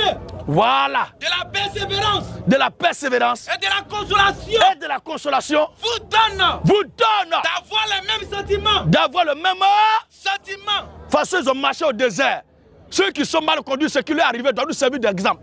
Quand ils ont marché dans le désert, ceux qui sont bien conduits, aussi, ce qui leur est arrivé, doivent nous servir d'exemple. Donc tout doit être là. On doit tout écouter. On doit tout apprendre. On doit tout comprendre et agir conformément à tout. Pour que Dieu soit glorifié en tout. Alléluia. Maintenant, acte 13. Wow. Acte 13. Acte 13. 38 à 39. Écoutez bien ce passage. Sachez donc, homme frère. Sachez donc, homme frère. Que c'est par lui, Jésus. C'est par lui, Jésus. Que le pardon des péchés. Que le pardon des péchés. Vous est annoncé. Il nous demande de suivre les 10 commandements. C'est pourquoi nous disons à bas. C'est par Jésus que le pardon des péchés. Oui. Vous est annoncé. Nous est annoncé. Et que. Quiconque croit. Est justifié par lui. Est justifié par Jésus-Christ. De toutes les choses. De toutes les choses. De toutes les choses. Donc vous ne pouviez être justifié. Donc vous ne pouvez être justifié. Par la loi de Moïse. Par la loi de Moïse. Salut. Vous comprenez, frère? Oui. Donc il n'y avait pas de justification dans la loi de Moïse. La justification qu'il nous faut, c'est celle qui est donnée en Jésus-Christ. Voici ce que je voulais dire, frère. Merci beaucoup. Je suis convaincu. Je voudrais maintenant passer à ma deuxième préoccupation. Et donc, une fois dans vos vidéos, Je vous ai entendu parler des 10 vierges. Parmi elles, 5 folles et 5 sages. Je voudrais être éclairé sur, je dirais, ce proverbe que je n'ai pas bien compris. Merci frère. Pour ce qui concerne les 10 vierges de Matthieu 25, remarquez très bien qu'il n'est pas question des gens de dehors. Mais il s'agit très bien de femmes, de filles qui vraiment ont déjà été fiancées. Est-ce que toi tu fais partie des fiancés du Seigneur Jésus-Christ? C'est une affaire. Alléluia. Gloire. Élévation. C'est une affaire. C'est une affaire de foyer. C'est une affaire de couple.